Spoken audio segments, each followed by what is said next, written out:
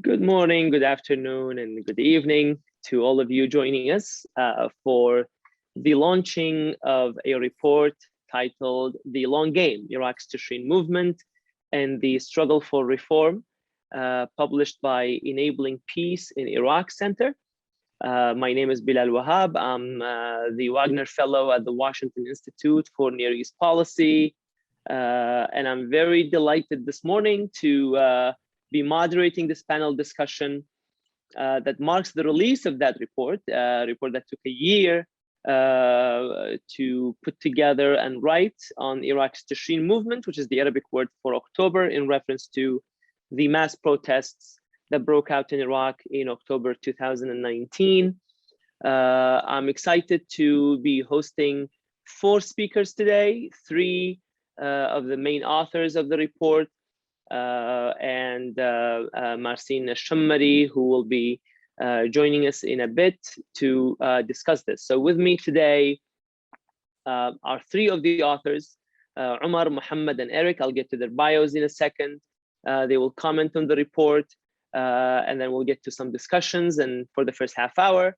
And then later, I'll be opening up to questions from the participants. You can use the the Q&A function to pose your questions, and I'll be happy to get to as many of them as possible. Iraq is holding elections on October 10th. It's fitting that the elections are taking place 2 years after the protests broke out, which was holding early elections was one of the main demands of the protesters. Over the summer, Iraq and the United States concluded yet another round of strategic dialogue that aims at deepening and widening the relationship between both countries. However, overshadowed by worries of US commitment, Iraqi worries of US commitment in light of US withdrawal from Afghanistan. President Biden and President Barham met at the UN General Assembly to reassure the Iraqis of the US-Iraq relationships. So we're toward 2 dynamics. As I said, Iraqis are going to the polls again on October 10th to elect a new government because the previous government was forced to resign. The former prime minister was forced to resign. Prime Minister Kadhimi is the interim government, and his main task was to hold these early elections. But politics and regular politics with elections and competitive politics is one form of Iraqi politics, but in parallel, Iraq has also been witnessing waves of street protests in all parts of Iraq, and the latest and the most important of which has been the October or the Tishreen uprisings and movement. With us today are 3 of the report's authors, Eric Gustafson, who will be introducing the work of EPIC and the project itself, and talk about the implications of the long game and why this is important and why EPIC embarked on this particular project now. Umar al-Nidawi will talk about some of the key findings and expected scenarios that emerged from the research. Muhammad Khalil will talk about the survey methods and the challenges that he and his team faced in producing the data, and much of it comes from polling data as well as focus groups. And then Dr. Marsin Alshamari and I will get a conversation going where she will comment on the findings, critique aspects of the report, and as well as put it in the larger context of her own research and the outlook for elections and beyond. Very briefly, let me go through the bios of our authors today. Eric Gustafson, who's a co-author of the report. He is the founder and executive director of Enabling Peace in Iraq Center, short as EPIC, and that's an EPIC acronym. He's a US Army veteran and social entrepreneur, focused on peace building, human rights, and humanitarian affairs.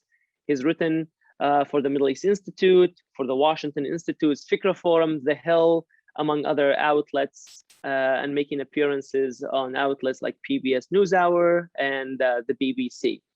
Umar al-Nidawi is the program manager at EPIC, developing and overseeing the organization's research and monitoring programs.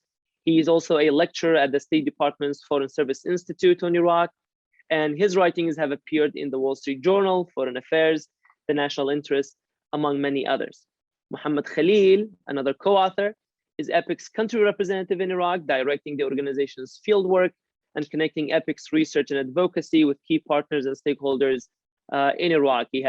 He brings 2 years of experience in civil society and governance to EPIC and to the work of EPIC. Marsin Alshamari is a fellow with the Middle East Initiative at Harvard University's Belfer Center.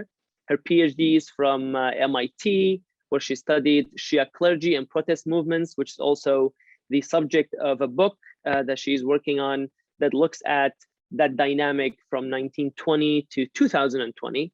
Her publications appear in many academic and public outlets on questions of civil society, elections, democratization. One of the co-authors is Rasha Al-Aqidi, who unfortunately is not with us today.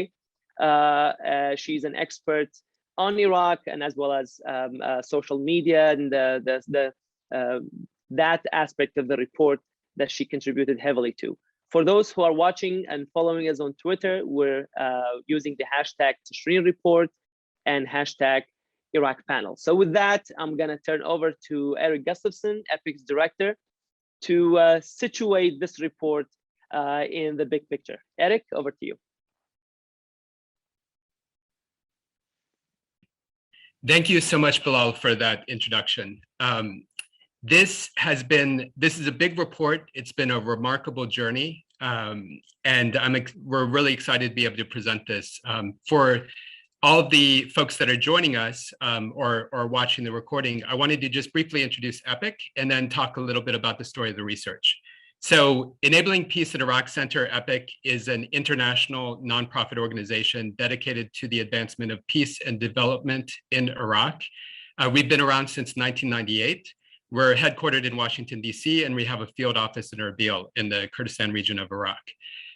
Our history has been working directly with Iraqi civil society leaders and communities to help support vulnerable communities, monitor human security, and inform public opinion.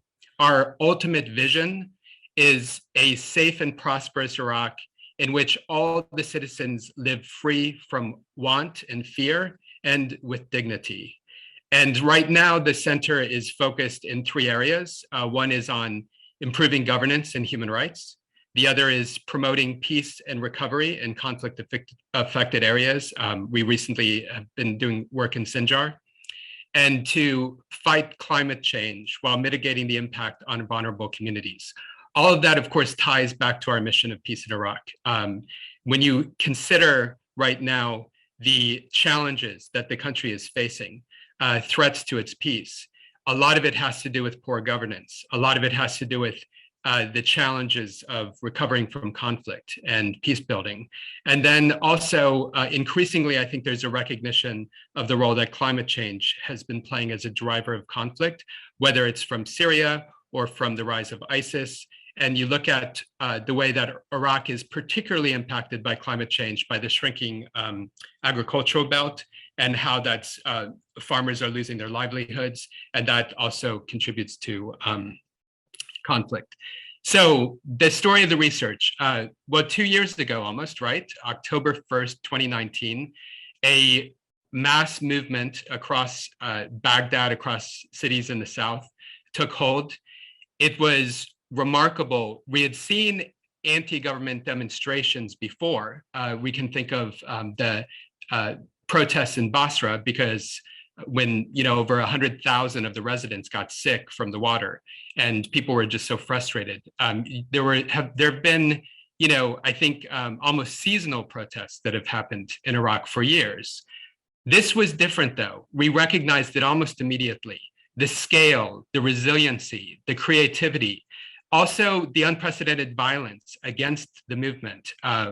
With hundreds killed in just the first week, and then that grew to a number of over 800 protesters killed by security forces, by militias, also a targeted campaign against activists. I think at this point, at least 35, according to Iraq's commission, the High Commission on Human Rights.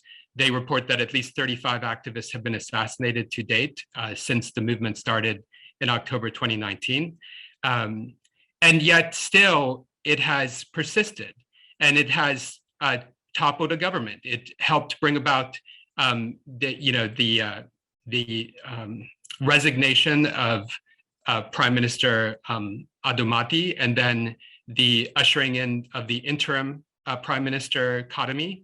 It also, the movement was able to force the scheduling of early elections, and also passage of a new election law, which I think, and I know my colleague Mohammed will speak a little bit to this, but it could potentially rewrite the political map. I mean, we're talking Iraq no longer is these 18 governor-sized districts. Now we have 83 smaller districts. We no longer have semi-open party lists. We now have individual candidates competing for those smaller districts.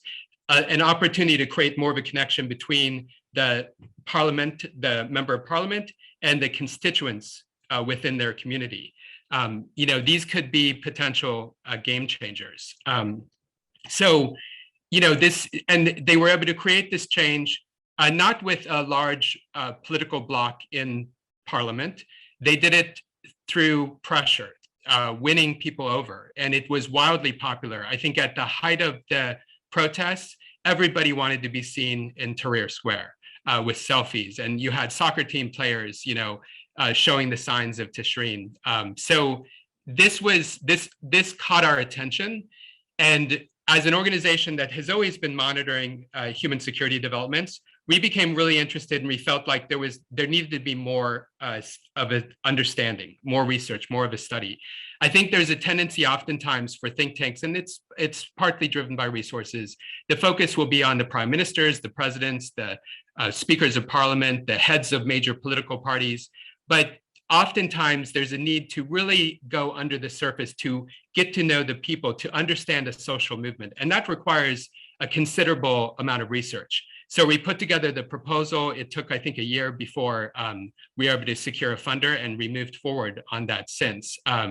The research, to be able to capture all of this, we included a nationally representative public opinion survey.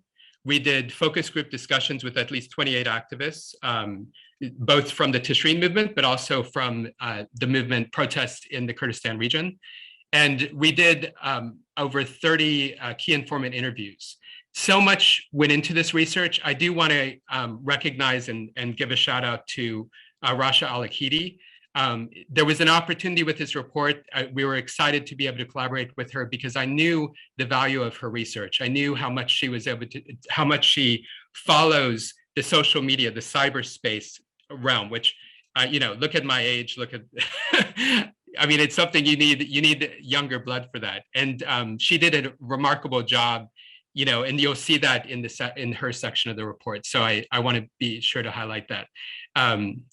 And so in addition, we tried to not only tell the story through the research and the data that we were providing, but we also wanted to capture the images of the protests and that entire story. And so we also are excited about the photojournalists, the photographers, and you'll see their work throughout the report. The last thing I just want to close on is a couple of things just to frame this conversation and to kind of set my colleagues up in a good way. When you think about Iraq right now, we're talking about a country where 6 out of 10 Iraqis are 25 years old or younger, a very youthful population. We're talking about a country where it can no longer depend on the oil sector. It's not enough. The population is growing too fast. The white paper that Minister Alawi and others contributed to, I mean, it's right there. Roughly 500,000 young people are estimated to be entering the workforce each year. 500,000, 500,000. There's some estimates that go even higher than that. You cannot simply create more public sector jobs. It's just not there. You've got to diversify the economy. There's got to be a vibrant private sector. You have to really tap into this tremendous potential that Iraq has and that this young population has. And we haven't seen that with governments to date in Iraq so far. That's, I think, the last thing I just want to close on are two things that I came away with. One was in meeting with some of the Tishreen activists and as well as some of the activists in the Kurdistan region. I was struck by how they are looking at it as a long game. I often hear that, this complaint that, look, you look at Iraq and the challenges and regional players, regional actors like Iran, well, they're playing the long game in Iraq. And, the United States needs to play the long game. I would counter with that let's look at the Iraqi people and the activists and these movements that are trying to create positive change within their country and are exercising their own sovereignty. They are in it for the long game. I remember meeting with one activist, Omar Farouk, and he was saying, we know that we might not see the gains we need in this next election, but we're looking at the election cycle after that and the one after that. They're thinking in terms of multiple election cycles to create the change that's needed to be able to meet the challenges that Iraq is facing and to realize the country's potential. And then last, I do think that there needs to be more research and an understanding of what is happening at the grassroots level in Iraq. It's a remarkable story. And I will say that I don't think the Tishreen movement is the only hope for Iraq. I think that there's many other things, that the youthful population is generating other opportunities for positive change. And that's inspiring to see. So thank you so much. And thank you, Bilal, for being able to moderate this event. Absolutely. Thank you for that overview, Eric, both of the report as well as the work of EPIC, which I forgot to mention that I'm honored to be on the board of directors of EPIC, a great nonprofit organization. With that, let's head to Umar Al-Nidawi. Umar, could you please tell us about the report itself? The main findings, obviously it's a long report, so I invite everyone to go to Enabling Peace and read the report when it's finally published there. It's a beautiful photos, as Eric mentioned. So give us the main highlights and also perhaps your main takeaways in terms of scenarios and what the Tishreen movement means in a greater complex picture of Iraq and Iraqi politics. Absolutely. Thank you, Bilal. I'm very excited to be sharing the findings of our research with fellow Iraq Watchers and analysts today. This research has been an absolutely fascinating and enlightening experience. We've encountered so many interesting things about the Tishreen movement. Some are more measurable than others, but all of them are interesting. I'll start by highlighting some of the overarching findings and the key measurable things that we encountered in our research. And then I'll talk a little bit about scenarios for the elections and beyond, since we are in an election season. And I also hope to talk about some of the intangibles later in the Q&A. Perhaps one of the most overarching and important findings is that the Tishreen protest movement is alive and continues to enjoy very wide support among the Iraqi people. The survey we conducted in June found out that 7 out of 10 Iraqis have favorable views of the protest movement. And indeed, only 5% or 1 in 20 have negative views about protesters. And this is really, this nationwide level of support is extraordinary, considering the level of persecution and oppression and suppression that the movement has been subjected to. As Eric mentioned, hundreds of protesters have been killed. Activists have been hunted down, forced to leave their towns, pushed away from their colleagues, from their public support base. Nonetheless, the public support continues to be high. I'm going to share some slides to illustrate some data points here. Okay.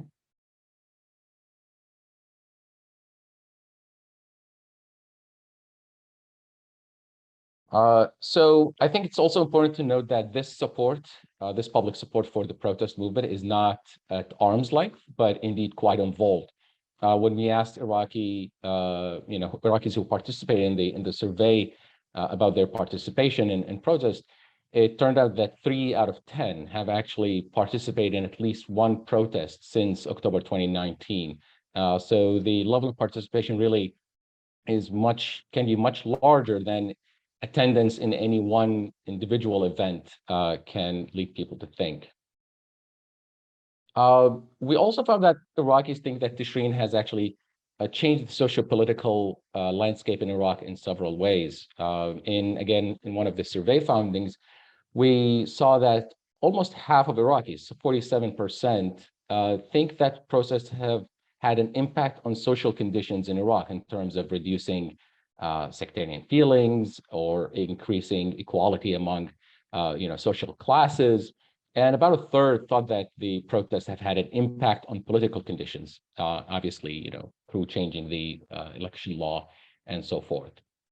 But beyond changing the rules, we also found that Tishreen had, far-reaching, impact on the political landscape in ways that are not really very strongly felt right now. For example, Tishreen has added new political parties, new political actors that are different from the usual in Iraq. The new political parties that emerged out of the protest movement do not have identity politics at their center, and they also don't have oligarchs at their center. You look at groups like Imtidad, the Nazil Akhud Haqqi, the Fawzakho Assembly, and others. They don't promise the instant gratification and rewards that traditional patronage-based parties do. We also noticed that the protests have produced somewhat formal or somewhat organized activism among students in the form of the student unions that emerged in the fall of 2019. This is a force that has been absent in Iraq for a long time.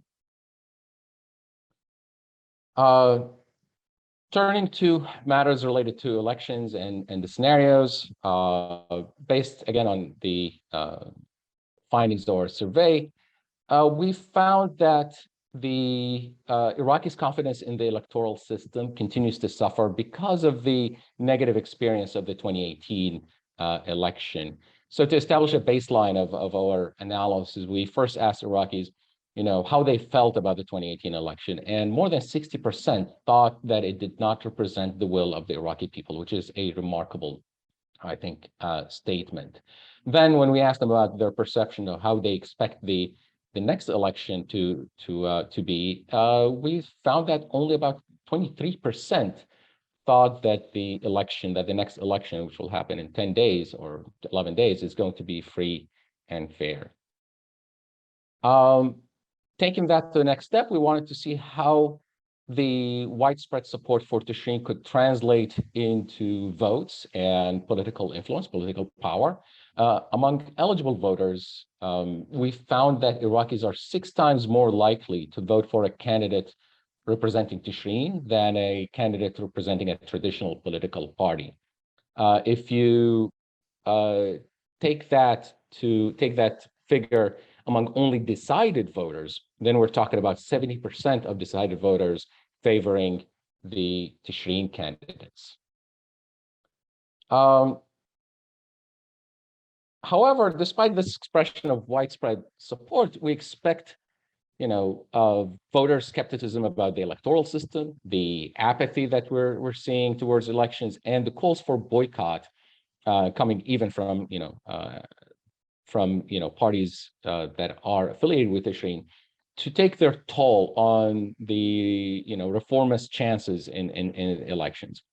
At the same time, the exploitation by traditional political parties of public funds, of public office, of military power will corner a significant portion of the few votes that will be cast, just like we saw in the previous elections. As you can see here in the chart to the right, eligible voters don't think the upcoming election is going to bring new faces. About a third of respondents think that the traditional party candidates will win the most seats in parliament.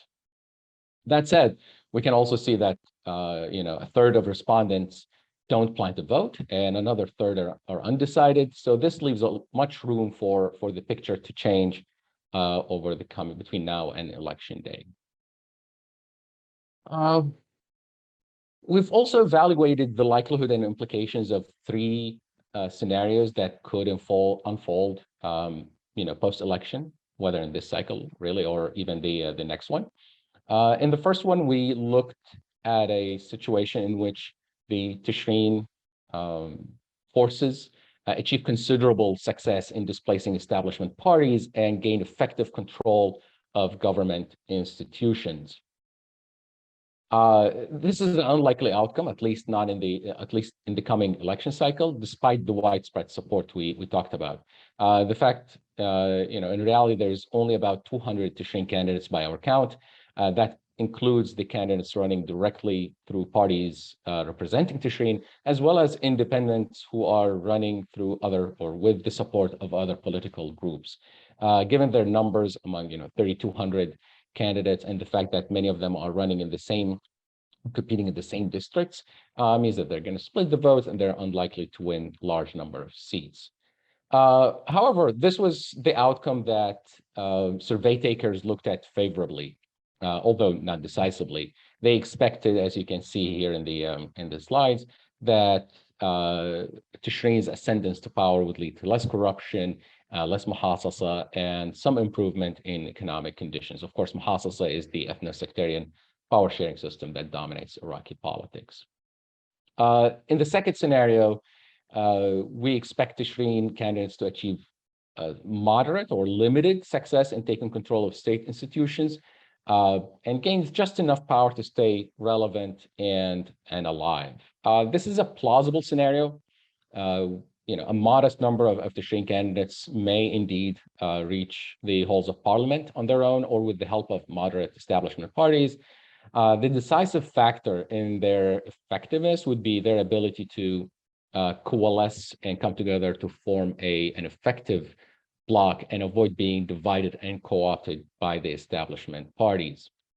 In terms of public opinion about this scenario, the opinion was divided over whether Tishreen would be able to form such effective opposition and lead to and champion gradual reform, or whether they're going to be ineffective and worse, that they could succumb to the temptations of corruption. In the third scenario, we looked at a situation in which Tishreen basically fails to achieve any control over government institution, and traditional parties win everything, and leading to Tishreen's fragmentation and collapse.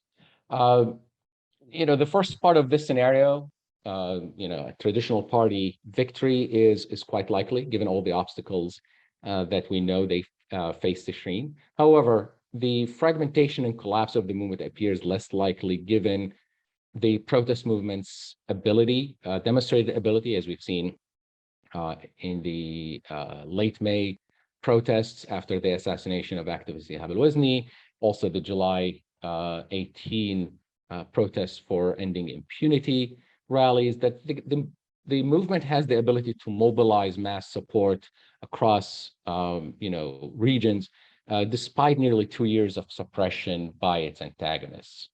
And in terms of public perception for this kind of scenario, we saw that the respondents were most wary about the implication of this scenario, expecting it to lead to an increase in militia power and further worsening in economic conditions and muhasasa. Now, in terms of where the outlook, what Iraq's outlook is and what the trajectory is pointing to, I think that in an inhospitable electoral environment and amid expectations of low voter turnout, pro-reform candidates may win only may only make minimal gains in parliament, while traditional and militia-backed parties are likely to retain overall control. And we know that these forces, the traditional parties and militias, have obstructed reform over and over again and show no signs of changing their behavior. The problem is that when you have more than 80% of Iraqis pointing to corruption as the top priority, as the biggest problem facing Iraq, and that fighting corruption is a priority, then continuation of business as usual is very likely to provoke renewed mass protests. We expect that government forces and militias, regardless of the formation of who's going to be the lead of the next government, we expect those forces, the status quo forces, to attempt to suppress the movement with brute force, which of course will lead to more unfortunate human rights violations, instability, and potential for broader conflict. Even then, we think that the movement's resilience and ability to maintain strong public support, the public support that it enjoys, is going to allow it to withstand this pressure and continue to push towards initiatives to bring about, lasting reform in Iraq. I'll stop here. Thank you, Omar, for that overview. Let me turn over quickly to Muhammad Khalil. And for those participating, please, you may start typing your questions in the Q&A. I'm receiving questions already, so please contribute with your questions, comments, and critiques. Muhammad, over to you. There is a big stigma around doing field work in Iraq. And yet you did this massive undertaking, both doing polling on one hand, but also focus groups, and with people who, most of the leaders are, or like most activist leaders are in hiding. So tell us about the methodology of this report and the challenges that you faced, the team of EPIC faced in conducting both the polling as well as the focus group. Over to you. Thank you, Bilal, and good evening from Erbil. Actually, organizing field work in Iraq in regular circumstances is not an easy thing to do. So it's become, of course, much more difficult and challenging when we are talking about hosting activists and protesters coming from different provinces in the country. Let me start by talking about the methodology or the technical methodology of the survey. We have built a sample, a representative sample, based on the numbers available from the Ministry of Planning for the estimated number of Iraq population. The sample, which was 1,068 respondents, was a representative sample with a 95% confidence level and 3% margin of error. So from a statistical perspective, the sample represented the Iraq demographics, and of course, the sample was reflected on the geographic distribution. So it represented both the demographic and geographic factors. Before we start collecting the data and the real data collection process, we have done a test for this sample in order to make sure that there is that people are responding, what kind of maybe questions that they will consider sensitive, what kind of questions should we change the language of, etc., etc. And to check also the representation of the sample. After that, we, through the team of data collectors, we conducted the survey through phone calls. In general, the polling didn't face that much challenging since it was done over phone. The number of people who rejected to answer were really, really limited. So from this perspective, the polling and the survey went almost smoothly. The real challenge was in organizing the focus group discussions. So for the focus group discussions, we have invited a total of 28 activists in 3 groups. Two groups coming from central and south of Iraq, and one group from Kurdistan region. And taking into consideration three factors that was really making the process challenging. The first one is how to arrange the transportation of all of these people coming from different places to arrive on the same time, taking into consideration that there were some partial curfew happening, and transportation was not an easy thing to be done. And this is really what happened when we faced some problems with the flights or the car transportation. Some flights were canceled. We have to rearrange times. All of that with a second factor, which is security. A number of these activists were threatened and still threatened. They didn't want to be seen as working with an American organization, so we had to do that communication in a very confidential level. They asked us that nobody should know where are they coming to, where are they coming from, because there is a real danger on their lives. So we had to be really careful with that. Communication was done in a very limited way, and sometimes not direct communication, because some of them were really even worried to answer the phones in some cases. So securing the safety of the participant was a very top priority, and that's why deciding on the location, even we were even careful with deciding on the location where the focus group discussions took place in order to have a safe and secured place.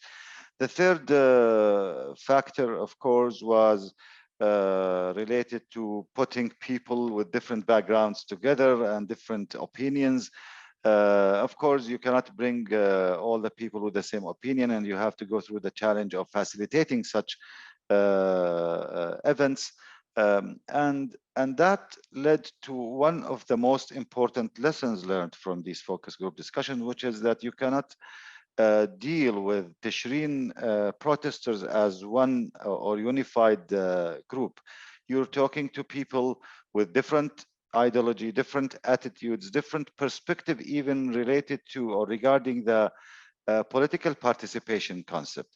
Some of the protesters, or at least the activists who participated in the focus group discussions, they were totally against any kind of participating in the elections, and they didn't even recognize the elections with of course talking about rigged elections and fraud and all of these things. They didn't consider it as the correct tool right now to do the change in Iraq. On the other side, there was an opinion that elections is the only way to change in Iraq, and that was among people that are considered by external parties like Tishreen protesters.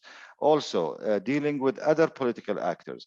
There were some extreme positions that we should not deal with any political parties. On the other side, also, there were more pragmatic activists who are ready to deal with political parties with some conditions, like those who don't have militias, those who are less corrupted, etc., etc.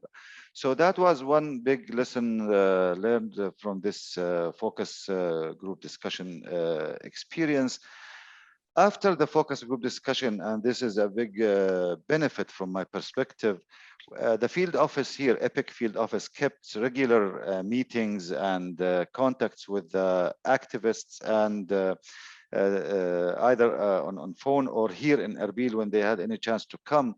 And they expressed to us their needs to training, for example. They came to us asking for that we as activists need to be trained on issues like, for example, how to deal with media, how to do policy analysis, how to run teams, how to do coordination, how to do political activities, etc., etc. We discussed many of these issues, including creating some kind of forums where activists can discuss political and economic and social issues related to Iraq, and come up with suggestions and come up with position papers, etc. And I believe that this opened the window for good opportunities for future work with activists and with reformers in Iraq. I would like also to share with you some impressions from different dialogue and discussions that we had here in the field office about elections, and I will make this very brief. That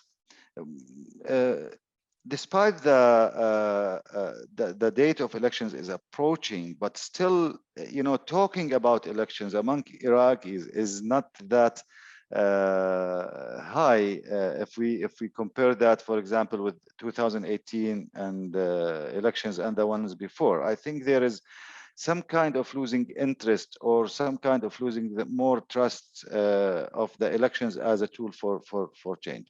Today, by the way, a statement was issued by Ayatollah Sistani, and it included three major points. The first one is encouraging people to participate. Second is to asking people to learn from the past and not to vote for those who failed them or those who are corrupted or those who had committed crimes, etc. And the third one, of course, is ensuring or stressing on the neutrality of the marja'iyya, and they are not supporting anyone. So these were the three messages of the statement of Sistani today. I would like also to highlight something I believe it's very important and should be discussed, which is related to the international role in the elections. And despite the fact that Iraqis, to a certain extent, trust the UN and consider it a positive factor in the elections, but in general, there is a problem when it comes, for example, to international observation of the process, because they consider the statement that were issued in 2018 and before by international observers that didn't reflect the truth and give some legitimacy to an election that ended up to be fraud from their perspective. From my discussion with election observation missions, also, I personally noticed that they are a little bit careful in wording. They don't want to take clear decisions regarding the process, and the justification for that they don't want their statements to be a reason for any kind of violent conflict in the country, and everyone will refer to them after all. So these are some impressions from the field. Thank you very much. Thank you, Mohammed. Thank you, Mohammed, very much. Obviously, a lot to unpack, a lot to analyze, and all of that is the easy task of Marsin here. So Marsin, over to you. First, obviously, I want to get your impression on the report, your evaluation of it. Feel free to put on your political scientist hat and offer critique of the methodology, the content, and specifically, like, two issues kept coming up here. One is that corruption, and the polling shows is that corruption is the most important problem on the minds of Iraqis. And my question specifically there is, how do you see the link and the dynamic between corruption and muhasasa? And then if you could also comment on the news update that Mohammed just shared with us, that the Marja'iyya issued a statement about the elections. And that was obviously long awaited and expected, because one of the reasons why we analyzed that one of the reasons why turnout in 2018 election was so low was because the Marja'iyya had cold feet about it.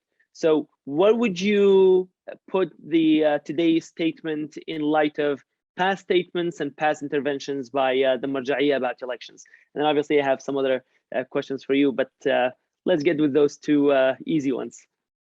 Sounds good. Thank you, Bilal. Very timely questions. And this is the first time that word has been used literally, as we've just seen news of this come out. Well, first of all, I wanted to say it was genuinely a pleasure reading the report. As everyone who will read it will see, it was very easy to read. It flowed. The description of the protest was excellent. Really great research on exactly what happened every day in Tahrir Square. and how things accumulated into the events we saw. So I just wanted to give a general shout out to the research team and the writers on a really well-written, very useful report with lots of really interesting data.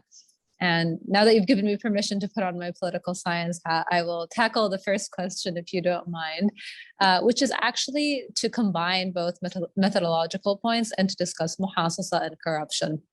So one of the major methodological critiques that I'd like to raise about the report is that there is a way in which one of the questions was designed to ask individuals about their grievances towards corruption and muhasasa, and it linked the two within the question. So it created the causal link between corruption and muhasasa to the respondent and kind of primed them before that they were able to actually bring that link themselves. So I think, based on previous research as well as the focus group discussions from this report, that genuinely both corruption and muhasasa are problems that Iraqis will identify very quickly to you. And in fact, corruption makes itself known even in this recently released statement from Grand Ayatollah Sistani. It's very much on everyone's mind. So not to minimize from how important it is, but I do think one thing that would have been tremendously exciting to see in a report and maybe in future work is to really untangle how muhasasa leads to corruption. Which direction is this relationship? What other mechanisms impact it?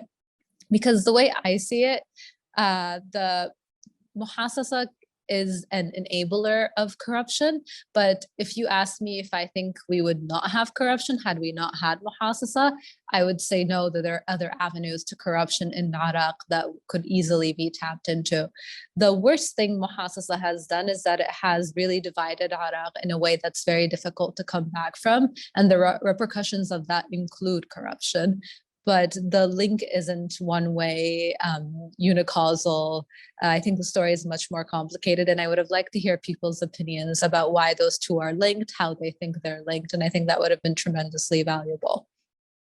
And shifting gears very quickly to the recently released statement, it's very important because, as Mohammed mentioned, it's, in the previous elections, Grand Ayatollah Sistani's statement was vote if you want to vote and you don't have to vote if you don't want to vote. It was very much apathy towards the elections.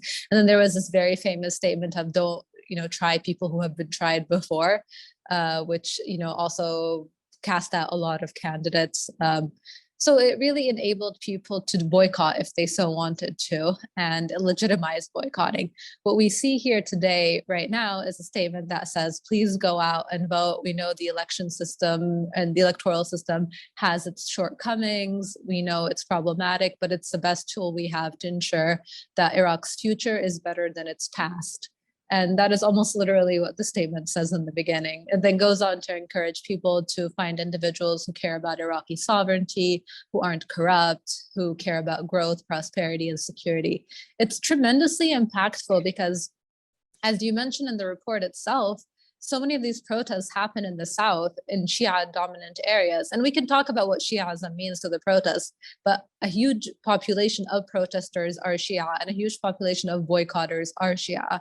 And Grand Ayatollah Sistani's response to a question of should you vote being please go out vote, will actually have an impact on people's behavior. And it'll be really interesting to see how it shifts some of the rhetoric around boycott. Will it eradicate it completely? Absolutely not. That's not something we can think will happen, but I do think it will have a tangible impact. And I'm really excited to see how elections unfold now that we have such a powerful statement out.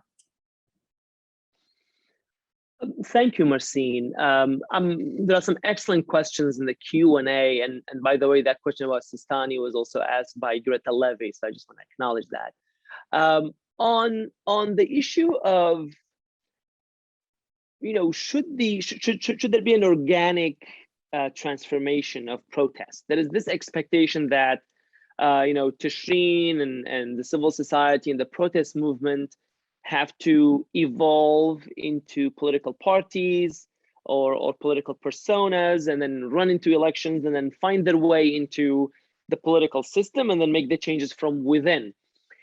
And yet, when you look at the polling data that Umar and Muhammad, this report presents, and then you look at the turnout rates of past elections, So what are we looking at? What is your take on this? Is the demand for evolution from protest movement to political parties and political activism the way forward to go, or do we want to? It's better to see protests and Eric called them rightly, they're seasonal, to see them as an alternative path of politics, one that pressures the formal political system. What's your views on this? Well, the way I see this is actually leads me to another methodological critique of the report, but that's also tied to a methodological critique of my own work on the protest movement, which is there should really be a separation between different kinds of protesters and what they represent.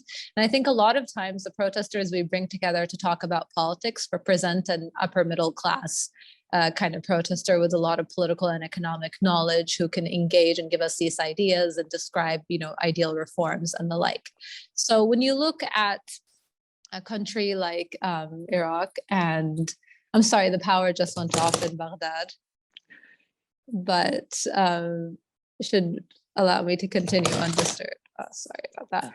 I was saying when you look at a country as big as Iraq and with as large protests as Iraq can get, there's two issues here. There's the everyday protesters who will come out, and you can think of them as voting with their feet and really being the people who put the pressure on the government repeatedly with no ambitions or desire to join politics or to go through reform from within. And some of them might actually be outright revolutionary and genuinely want to uphold the system, but then they might be happy with certain short-term results. And there's this kind of protester that exists in Iraq. And then you have the civil society activists who are, people we speak to who have very nuanced, developed political opinions, who have visions and ideas. And for them, protest is a means of transforming from an activist to a politician. And it gives them the ground to gain experience, to enter political office, hopefully one day. And I think it's natural for any country to have both kinds of protesters, the ones who keep the government on its feet, and then the ones who channel that energy into becoming politicians. And that's exactly what we want to see. Yeah, I would. I can't. I am muted. Trust me, I'm a lot more eloquent when I'm muted. Marsin, just to follow up on that, there's a question from Neil Partrick, and he asked that one of the reasons one reason for the self-defeating multiplicity of Tishreen political parties and the limited number of pro-Tishreen candidates due to Kadhimi co-opting some of the rhetoric of the protest movement. And then kind of a follow-up, how much is the anti-occupation aspect of the protests, including against those Iraqis identified with Iran, liable to continue or influence who's going to be the next prime minister? I guess another way of asking this is, this goes on to the question of, our political expectations of the Tishreen movement. But how would you address these two? One, the relationship with those currently in power and whether they keep them on their toes, as you put it, or are they being co-opted by the current political leadership? And then perhaps to broaden the question here about foreign influence, and I can probably sneak in my own question in here. Are protests in Iraq spontaneous? Very good question, $1 billion question that we all wonder about. Well, to begin with the first question about Kadhimi's relationship with protesters and generally government and political officials' relationship, one of the things I really liked about this report was that it really entertained every idea that there was in the Iraqi community about how these protests started, who was involved, to what extent they were politicized. And, you see instances mentioned in the report, but you also hear this anecdotally being in Iraq of many protesters who were offered, at a lower level, a job and who decided to take the job and step out. And then protest leaders who the same happened with, others who transformed into parties and then were co-opted. Co-optation by political elite is something that we can expect, unfortunately, just as a result of power dynamics. It's when it happens too often that it becomes alarming. I think one of the most harmful things Prime Minister Kadhimi's government has done for the protest movement, and it's very ironic from this Prime Minister because he came in support of the protesters, allegedly, and he is considered previously to have been a journalist and a human rights advocate, but I've been coming to Iraq almost every year, and I'm an academic and I do research and I talk to people, and I've never noticed such a dwindling in freedom of expression in Iraq as I have during this particularly this year, in terms of what people are willing and are not willing to talk about, and in terms of the security atmosphere for activists. And absolutely a lot of it, and especially for activists, is caused by how security forces and paramilitary groups are preying on them in very, very clear ways. But a large part of it is that the government is really running a state in which in the past we had more freedom to criticize, and now it feels like it's very much more policed. And so I think, it's an indirect way of answering this question, but with regards to Kadhimi's relationship to protesters, it's honestly been very disappointing. Not only has he not been able to get to find the killers and of previous protesters who were killed at Tahrir in the past, which was one of his main objectives, but he was also unable to secure the political environment for them to operate, and even the political environment for researchers to operate as freely as they had done in the past. And Muhammad described himself how worried they would be for the focus group. So that's the answer to one question. And then, are they spontaneous? So protest dynamics are always layered, and I think a good number of protests are spontaneous, but the way that they accumulate and multiply and become larger, and where they spread to, can sometimes be instigated by various actors.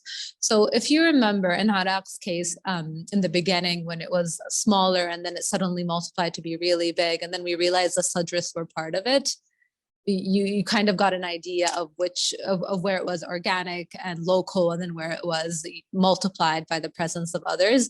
But there was a time period in which you couldn't even say there were Sadrists in the protest movement, because people would think you were criticizing the protest movement or trying to take away from it.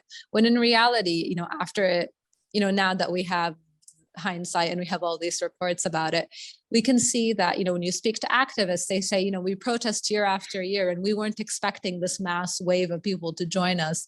And there's a lot of social effects that got people to join, a lot of them organic processes, but a lot of them are also inorganic processes. And I think that a lot of the research that can be done in the future on protests is to actually examine how different processes move them from one step to another. The description of how Adel Abdel Mahdi's government in the report reacted in the worst possible way at every turn to make these protests more deadly, but as a result also larger because it angered people more, is something that we need to understand more of. But then also the vested political interests, the interaction with politicians, the rise and fall of the Sadrists, and where this leaves the original group of core civil society activists who were present in 2011 and 2015 and 2018, and who I think to some degree saw their movement co-opted and then brought back to them. Right. Thank you, Marsin. That in part addresses actually a very good question that Monique Ship has also asked about, like who's a protester and what's the relation between the protesters and the government and how the government addresses them. So you actually addressed much of that those questions as well. We're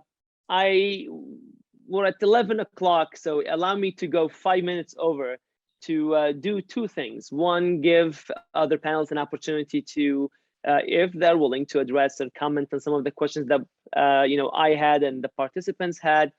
But then for a conclusion, I want to turn the last word over to Eric Gustafson for concluding remarks, in particular on what this means for US policy. In my introductory remarks, I said that Washington and Baghdad have gone through multiple iterations of a strategic dialogue. The nature of US military aid in Iraq is changing. The US forces are changing mission from combat to assist and train mission. In Iraqi political lingo, it's called a withdrawal. Obviously, the shadow that the withdrawal from Afghanistan cast on the US-Iraq relationship. So I want to give Eric an opportunity to offer some concluding remarks about that. But before that, before I get to you, Eric, Umar and Muhammad, do you have any 1 minute comments about the questions or about what Marsin just said. Omar, over to you. Yeah, sorry, while I unmute myself. I just want to say that it's exciting to see the change in tone from the Marja'iyya about the elections.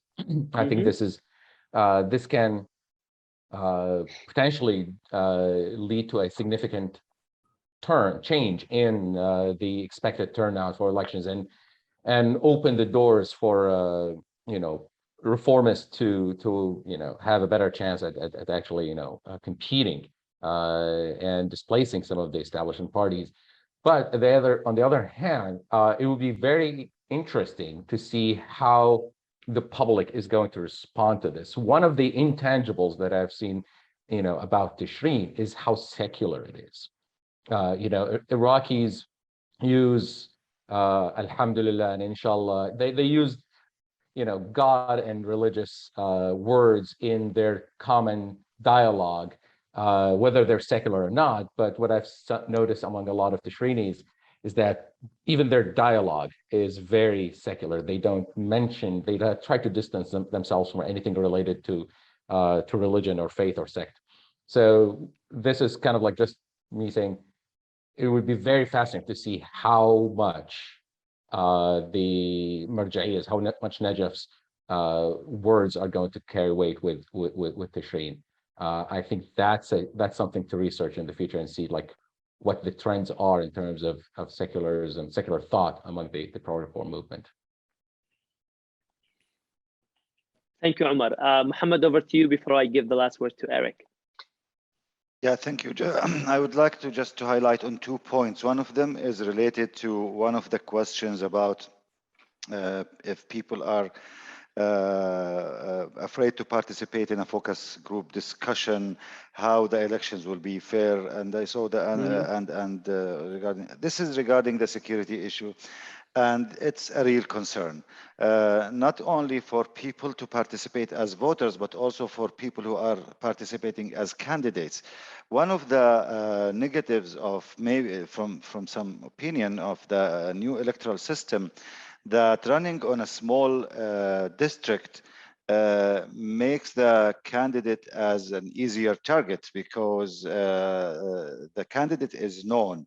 And on the big district, the candidate can go from a place to another. In a small district, the opportunity of moving is, or the space of moving is limited. So there is a real concern about security of elections, and this is supposed to be a part of the government responsibilities. The other point is related to the integrity of the elections. The commissioners of IHEC are judges, and sometimes they are taking decisions to prove and to demonstrate that this election will be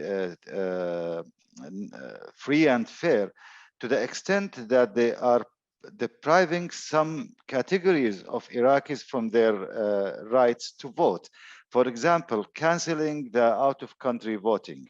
That was done because the commissioners believe that there will be a mess and there will be a problem with the credibility of this voting. So they just canceled the right of the Iraqis outside the Iraq to vote. Another point is undeclared decision of not issuing biometric cards to prisoners. In the Iraqi elections law, prisoners has the right to vote on the special voting day or elections day, 2 days before the general elections day.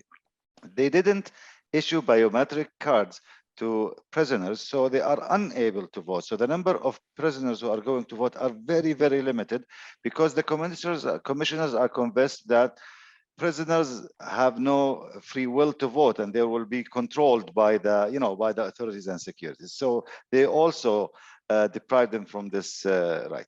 That's it. Thank you very much. Thank you. Eric, last word, over to you. Yes, thank you so much. So I just want to respond. I love that we had Marsin as our responder. I thought the comments were excellent, on point. Agree with so much of what she was saying. I think that one of the things to highlight too, we talk about the physical threat and danger, to activists and how that has also suppressed, I think, that free expression.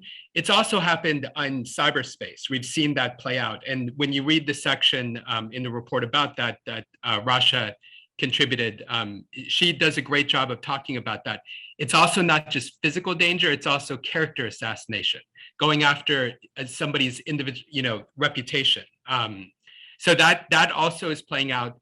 In terms of talking about the activists, I think one thing to keep in mind is one of the images, right? The symbol of Tishreen is the tuk-tuk driver, very poor guy who's helping, oftentimes taking protesters up to the protest sites free, refusing to accept any money. So there definitely is a whole range of actors, I think, within the Tishreen movement. There's a diversity there. Great question. You asked the question that needs to be asked, implications for US policy. I would say that there's a few things. One, I think that the US could be doing a lot more to address corruption, and not just through programming, USAID programming or other programming on the ground. I also think that there's other agencies of government. US Justice Department, I believe, has a whole division dedicated to corruption and kleptocracy. And I don't think that we've leveraged that enough. That can help create an environment where it's easier to fight corruption, where there's more of a disincentive for the same business as usual corruption that we've seen in previous governments. Obviously, there's more of a systemic reform that's needed because we're talking about state-sanctioned corruption as well within the muhassasa. But that, I think, is one area where the US could be doing a better job. Secondly, good governance overall. I think that already it's part of the strategic dialogue, the US-Iraq strategic dialogue. I think more resources need to be devoted to that, and looking at through programming, through diplomacy, through work with the international community, how to help improve governance. Lastly, I don't think the international community does enough when it comes to helping to ensure free and fair elections. There needs to be more resources for election monitoring, and the monitoring should not start on election day or a few days before election day. It needs to start much earlier, because sometimes some of the election violations occur when it comes to the registration of candidates or parties, or even looking at IHEC itself. To what extent is it truly independent? There could be more work done to help ensure that IHEC is more independent and that the elections are genuinely free and fair. And actually, I did say the last, but I'll say one more. The realm of human rights, essential. The Tishreen movement is already producing results that are a step in the right direction for Iraq.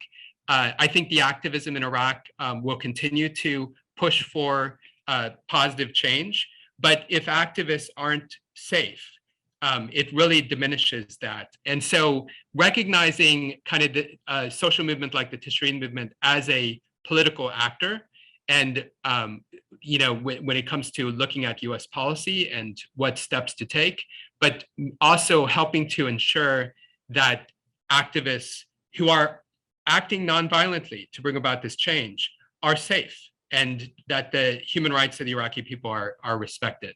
I think the time is, we always say that the time is running out in Iraq. I think that given what we talked about, the need to have systemic political reforms, economic reforms, being able to create more jobs, all of that are absolutely essential. And that's only going to happen, I think, through better governance. And in a way, one of the pathways to that will be free and fair elections, so that the constituencies that are represented in parliament are an accurate reflection of the demographic weight of the constituencies that make up Iraq.